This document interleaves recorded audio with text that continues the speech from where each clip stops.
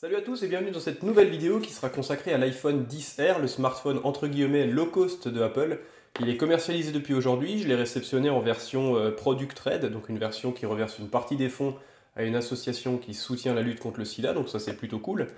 On va faire un petit déballage comme d'habitude de la boîte, voir un petit peu l'esthétique du smartphone, ses dimensions, son poids, et on rentrera un petit peu plus profondément dans le sujet ensuite avec notamment l'écran qui n'est plus de la molette comme sur l'iPhone 10 ou le 10S, mais une technologie LCD IPS.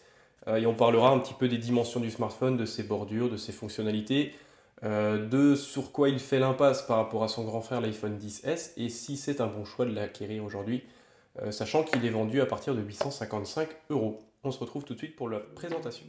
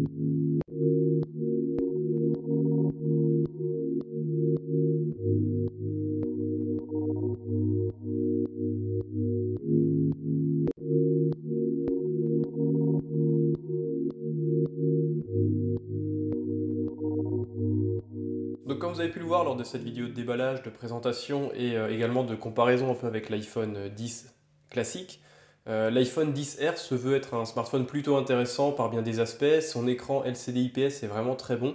La presse spécialisée l'a vraiment qualifié d'un des meilleurs écrans IPS LCD jamais testés. Alors certes, on n'a pas une définition super élevée, on plafonne à 326 pixels par pouce. On se dit qu'en fin 2018, pour un smartphone vendu quasiment 900 euros, c'est vraiment très peu. Néanmoins, le rendu ne s'en ressent pas. On n'a pas une perte de définition, une perte de détail ou un problème de qualité d'affichage. Il n'y a pas de fatigue oculaire ou un manque de définition sur l'affichage, que ce soit en texte ou en vidéo. Après, effectivement, si vous vous rapprochez de l'écran, on a cette petite perte. La différence principale, enfin les différences principales entre un iPhone 10S aujourd'hui et un iPhone 10R, ce sera notamment la technologie, et forcément vous avez un écran LCD IPS un petit peu moins coûteux, mais qui reste le meilleur de ce qui est disponible aujourd'hui en tant que LCD IPS. Le taux d'occupation est un petit peu moins bon parce qu'il plafonne aux alentours de 79%, le taux d'occupation de l'écran sur la face avant, contre 82, un peu plus de 82 sur l'iPhone 10S et environ 84% sur l'iPhone 10S Max.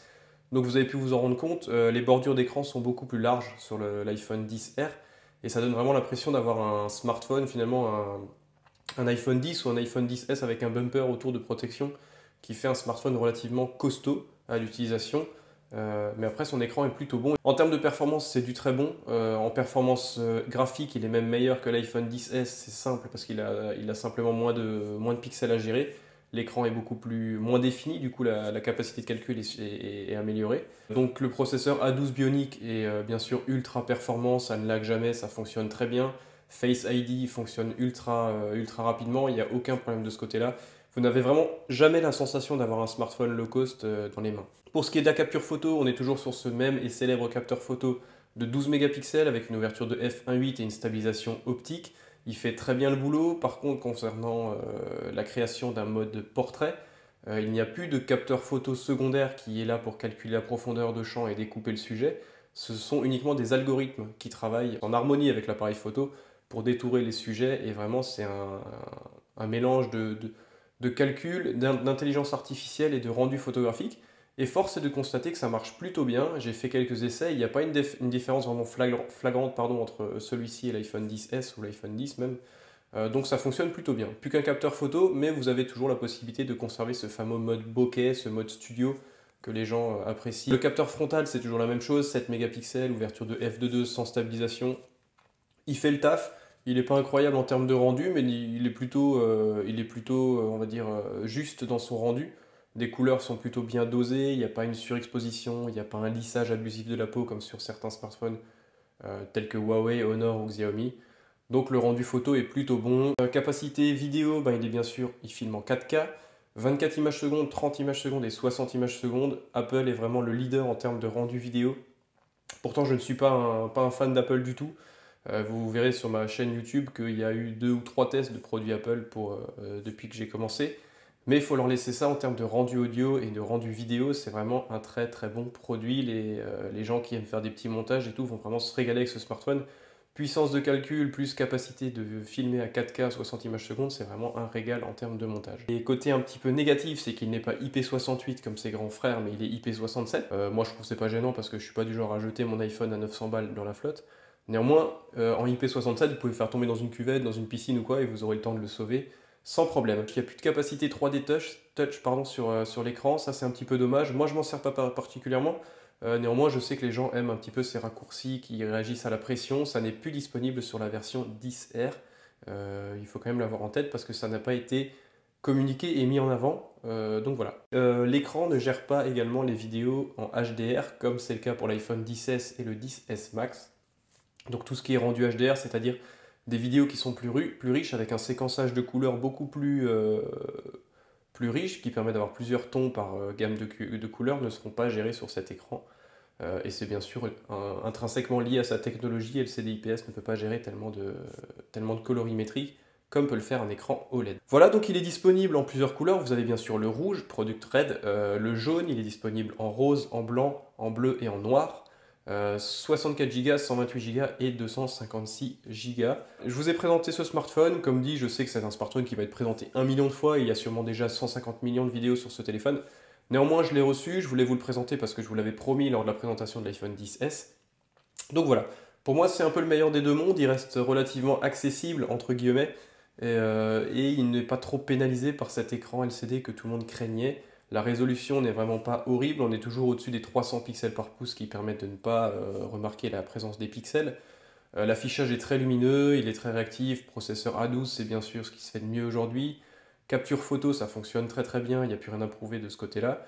Et pour les gens qui avaient peur de ne plus pouvoir faire cet effet bokeh sur leur photographie, ne vous inquiétez pas, un algorithme remplace le double capteur qui était présent avant et ça tourne vraiment très bien.